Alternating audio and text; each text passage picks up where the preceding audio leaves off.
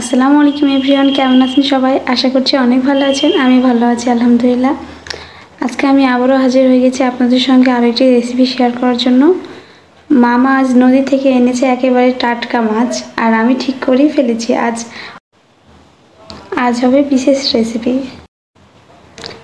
আমি ভাবছি আজকে মাছের ঝোল বানাবো, এই জন্য চুলায় একটা প্যান বসাই দিয়েছি। তারপর এখানে হাফ কাপ পেঁয়াজ বাটা আর রসুন বাটা 2 টেবিল চামচ, 2টা তেজপাতা, গরম মশলা বাটা দিয়ে একটু ভেজে নেব।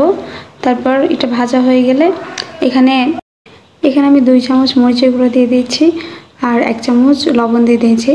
লবণটা আপনাদের স্বাদ অনুযায়ী দিবেন। তারপর এখানে 1 চামচ হলুদ গুঁড়া দিয়ে দিয়েছি। অবশ্যই তেলে মশলা দেওয়ার চেষ্টা করবেন, তাহলে কালারটা অনেক সুন্দর আসবে। তারপর আমি আরও কিছুক্ষণ মশলাটা কষিয়ে নেব।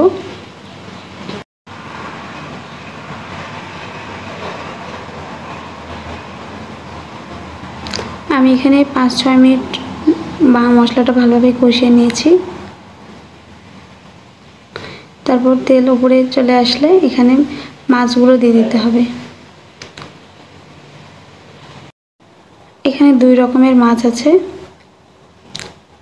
মাছগুলো ধুয়ে পরিষ্কার করে নিয়েছি। তারপর এখানে মশলায় মাছগুলো দিয়ে দিতে হবে। তারপর কিছুক্ষণ কষিয়ে নিতে হবে।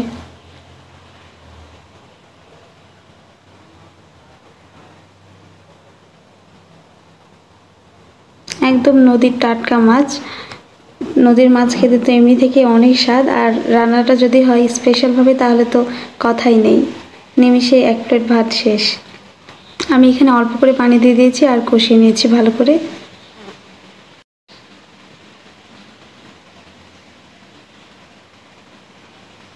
তারপর একটা ঢাকনা দিয়ে ঢেকে দিয়েছি।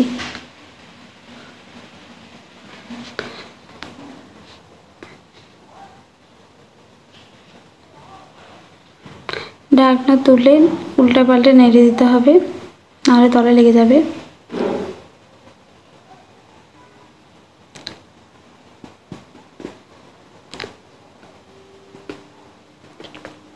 আমি আরও 5-6 মিনিট ভালোভাবে মাছ আর মশলাটা কষিয়ে নিচ্ছি।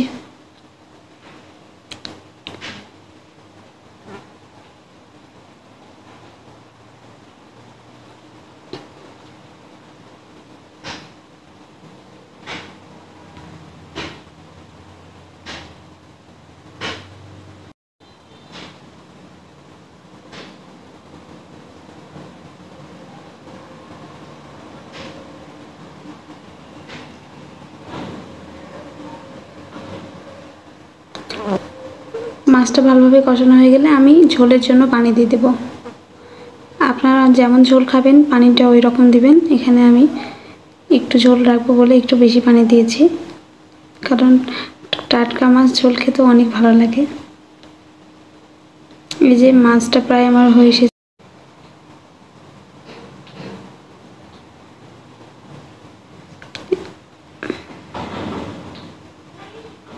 এবার এখানে 1 চামচ ভাজা জিরার গুঁড়ো দিয়ে নামিয়ে নেব।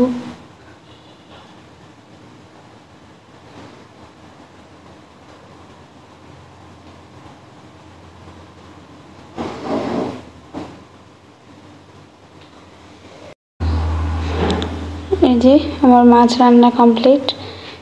এই যে দেখুন কি সুন্দর লাগছে দেখতে, দেখে নিশ্চয়ই জিভে জল চলে এসেছে। এই মাছ খেতে কিন্তু অনেক মজা, আমার অনেক পছন্দ। আমার ভিডিওটি ভালো লাগলে লাইক কমেন্ট করবেন, আর কে এই নদীর টাটকা মাছ খেতে পছন্দ করেন কমেন্ট করে জানাতে ভুলবেন না। আমার পেজে ফলো দিতে ভুলবেন না। আশা করছি সবাই সুস্থ থাকবেন, ভালো থাকবেন।